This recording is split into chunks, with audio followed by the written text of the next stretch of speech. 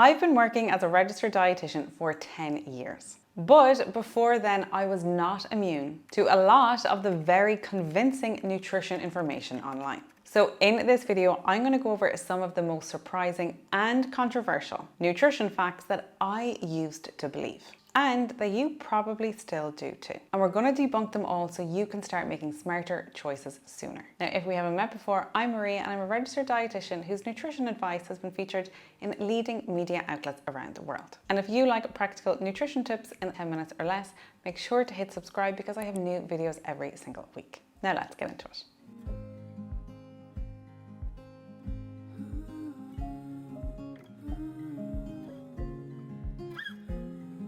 So back in college, before I know what I know now, I stopped drinking regular dairy milk. The milk that I started using instead had way less protein, but the reason I started using it was because it also had a lot less calories. What was it? It was an unsweetened almond milk. And I thought it was a good choice because I was saving so many more calories. But I was typically having it in a bowl of cereal in the morning, like Weetabix or shredded wheat. And therefore I was having carbohydrate-based cereal, this watery almond milk, and basically no protein. So I was always hungry an hour or two later. So my point here is that your regular cow's milk has gotten a really bad rep. And many people have been choosing these other plant-based milks simply because some of them have way less calories. But that does not necessarily mean that they're actually a better choice. And a very popular one at the moment is oat milk. I have so many people asking me about this at the moment, and I'm always seeing in cafes people are ordering their oat milk lattes rather than their regular dairy-based lattes and cappuccinos. But from a health perspective, oat milk is not always the best nutritious choice, especially if you're watching things like blood sugar control. Since it's made from oats, it is mostly carbs. Now, carbs do not need to be demonized, but when you drink a beverage that is mainly just starch without much protein or fat, it can raise your blood sugar with nothing else to really balance it, because typically the protein and the fat will help balance that. And this can just end up as a bit of a roller coaster where you're feeling tired and hungry. Whereas if you had had a milky coffee based on something like a dairy milk, you are probably going to have around 8 grams of protein here per glass, making it a much more nutritious, balanced snack or drink. And it's not that oat milk is necessarily bad, but it's just to understand the differences, and it's something to be mindful of if you are trying to balance your blood sugars. And if you're having one of these meals, particularly with something like cereal in the morning, it is being mindful that there is no real substantial protein source here. So you are likely going to feel very hungry again soon after.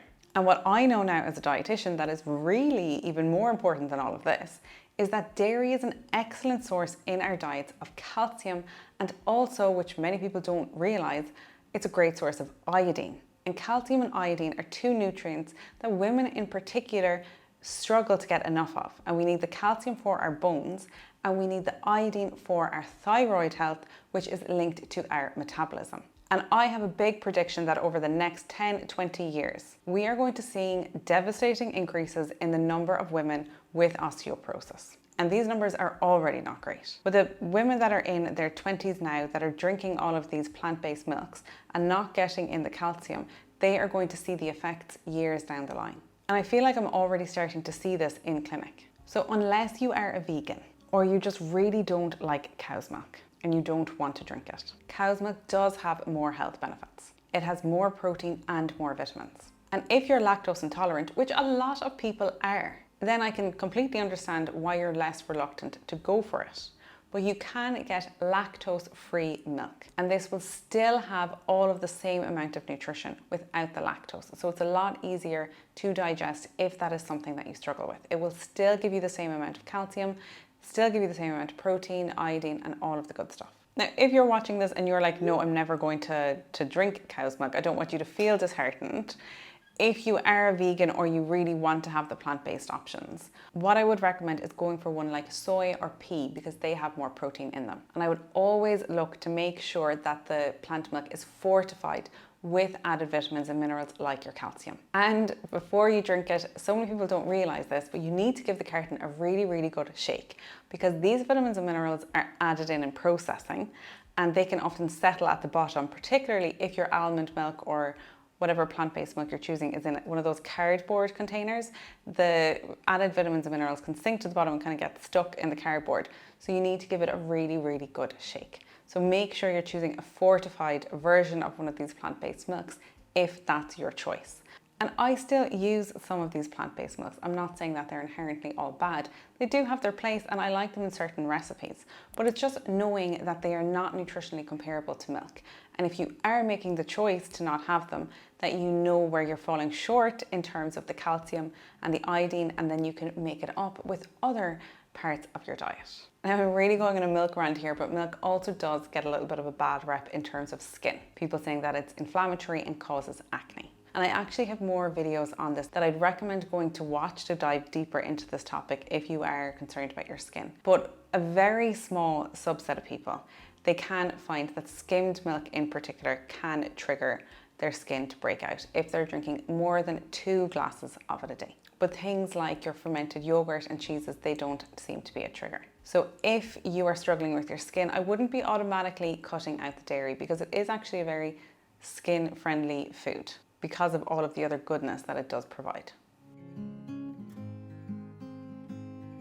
Now, the next mistake that I used to make was when I was in college. There were times where I would not eat very much during the day. I'd have a very small breakfast, a very small lunch, depending on how many lectures I had back to back all day, and I would kind of come home in the evening, and that's when I would eat most of my daily calories. And I used to just like that. I could just relax on the couch, watch Netflix, and yeah. And my mindset was, well, as long as I'm not like overeating excessive amounts, it's still fine. I'm not going to gain weight if I am just eating most of my food in the evenings. But something that we have really come to learn about in the last few years is that your meal timing actually really does matter, particularly as you get older. I might have gotten away with it when I was in college, but I definitely wouldn't get away with that now, because our bodies run on a circadian rhythm, and it is better to eat during daylight hours. That age-old saying of have breakfast like a king, lunch like a prince, and supper like a pauper really does have merit. And even timing your food intake around your workouts is important. Exercising fasted is not great for women's hormonal health. And some women are more sensitive to this than others. I am sensitive to this. And you will have way less of an effective workout if you don't have any fuel beforehand.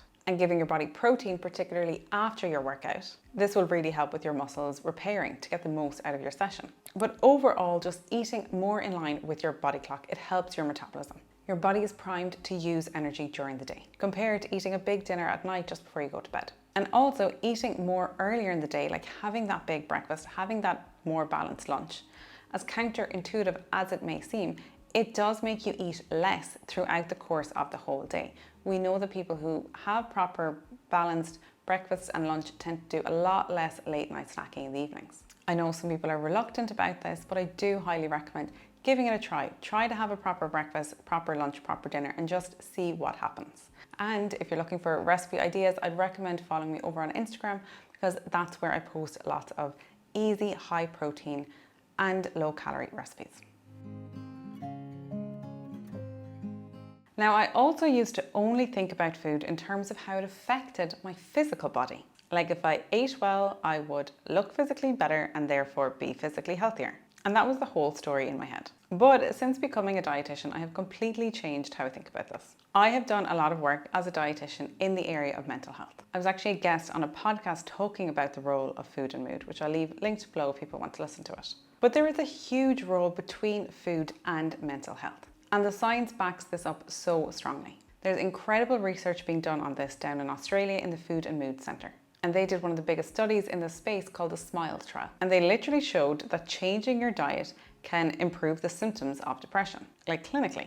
Food does not just affect just your waistline or your cholesterol levels. It can literally affect your brain chemistry, your mood, your focus, and your motivation. And some people can look in the most physically best shape ever, but they may not actually be that healthy. If you think about bodybuilders before they step on stage, they might look great, personal opinion, but they're miserable and their body fat is so low that their hormones are all over the place. But I now know that if I am feeling low, and even if I really don't feel like it, I will make the effort to eat something nourishing, because I know it will also help me feel better mentally and not just physically. Salads are not just about staying in shape, they're about helping you stay sane and happy. And this is actually a big motivating angle that I take with a lot of my clients who want to lose weight. Because often if you're not happy in your body and you're coming to see a dietitian because you want to lose weight, there is usually an emotional story here too. And approaching food as something that can support your mental health, not just change your appearance. This can be incredibly empowering. Now, another thing that I used to put a lot of focus on before I know everything that I know now was I placed a lot of emphasis on calories. If you ate fewer calories than you burned, you would lose weight. Simple. And look, I'm a very mathematical person. As a dietitian, I love working out how many calories somebody needs, what their carbohydrate requirements are, what their protein needs are. It's part of what I do every single day. And yes, calories do absolutely matter when it does come to losing weight and weight maintenance. But calories are really only one part of the puzzle. They do not tell the whole story.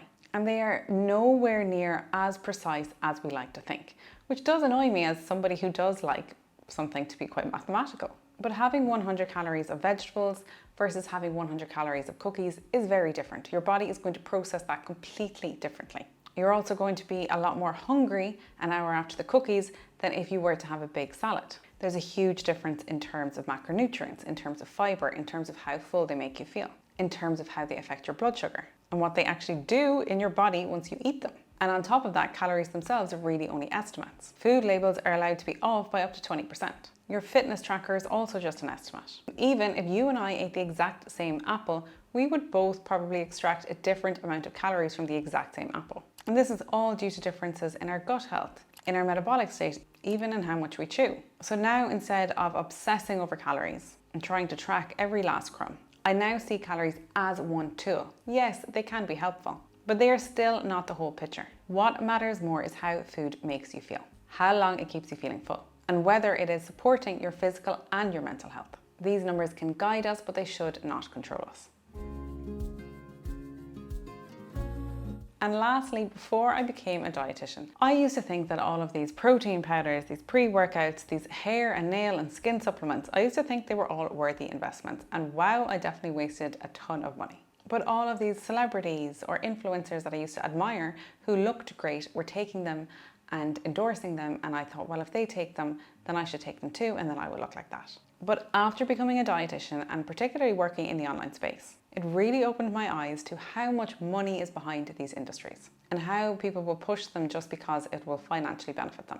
Now, I'm not saying that all supplements are a waste of money. I do believe that supplements are necessary for most of us, as much as I would love for us to be able to get everything that we need from diet alone. But when you go into a pharmacy nowadays, or a health store, or somewhere where you're buying your makeup, there is just so much stuff out there, and 95% of it, I would say, is a complete waste of money and just complete marketing overhype. If you can get enough protein from your diet, you don't need a protein powder. If you want to have a pre-workout, you can have a coffee. BCAAs are a complete waste of money. Hair and nail growth supplements, similarly, most of them are a complete waste of money unless you have a really poor quality diet. But then you're still probably better off targeting what vitamins and minerals you're deficient in and trying to fix that. The supplements that I typically recommend that we do actually struggle to get enough of from food are things like vitamin D or creatine. And then if I'm working with women who are trying to get pregnant, if we're working on fertility, or if I have a pregnant woman, then there is a lot of very targeted nutritional supplements that are beneficial. But again, it is specific to the individual. It's not as simple as just buying whatever has the prettiest packaging on the shelf. And some of these supplements that do have the pretty packaging, they can be 2 to 3 times way more expensive than some of the other brands of supplements that just don't have that marketing budget behind them. But they're not necessarily better. There are some very reputable brands that are a fraction of the cost. Now, lastly, and maybe the most important, is the belief that you need to be perfect with your diet in order to be healthy. I used to think that one slip up meant that I'd ruined everything. Like if I had a treat off plan or I missed a workout, then I had completely ruined all of my progress. But that mindset makes everything so much harder, way less enjoyable, and you're just going to end up giving up. What I know now is that perfection is definitely not the goal, consistency is. There is room for chocolate and for chickpeas. There is room for protein and for pizza. A healthy lifestyle is not about never ever going off track. It's about building a track that you can actually stay on long term. And one thing that I really love about nutrition, and something that I remind all of my clients, is that nutrition follows the principle of diminishing returns. You don't have to do everything to see benefits. You just have to do enough. The first changes that you make, like improving your breakfast, eating more vegetables, getting better sleep, all of these will give you the biggest impact. And going from that 30% effort to 70%, this gives you far more benefit than stressing from trying to go from 95% to 100. So stop chasing perfect. Focus on the big things that you can do most of the time and let go of the rest. And honestly, that is one of the biggest mindset shifts for me. And not just as a dietitian, but as a human being. You don't need to get everything perfect to be healthy. And not everything needs to be perfect to be great. Just like these YouTube videos. Try to get them as good as I can, and then after that, that's fine. You just need to keep showing up, doing your best time and time again. And then trusting that these small little things add up. So if any of these facts made you stop and think, or if you've ever believed one of them too, let me know in the comments below, because I would love to know which one hit home. And as a thank you for making it all the way to the end of the video, I have a free recipe ebook which I have left linked in the description box below. As always, thank you very much for watching. Stay happy and stay healthy, and I'll see you again next week. Thanks for watching.